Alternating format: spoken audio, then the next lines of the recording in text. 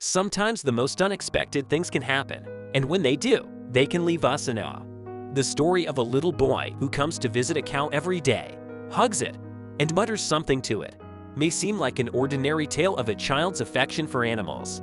However, as the story unfolds, it becomes clear that there is something more profound at play.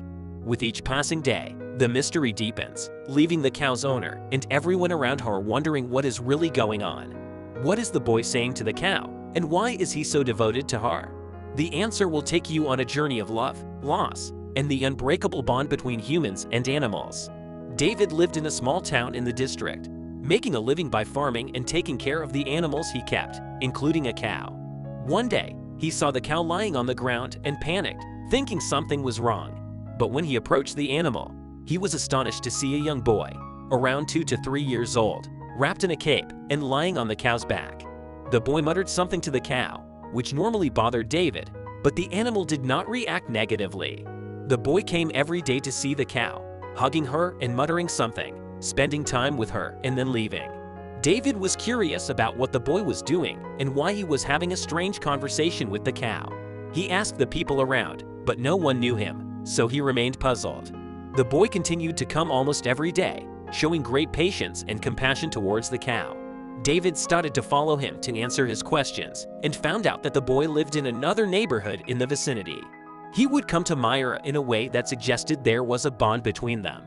One day, David mustered up the courage to speak to the boy's father, an old man patting the boy's head in front of their house. He had decided to ask who the boy was and where he was coming from. But soon, he heard something that gave him the shock of his life. The man was the father of the little boy, who had recently lost his wife and was left alone with the child. The boy, whose name was Carl, had been taking care of animals with his mother before she passed away. She used to sing songs for him to entertain him, and he would sing along with her.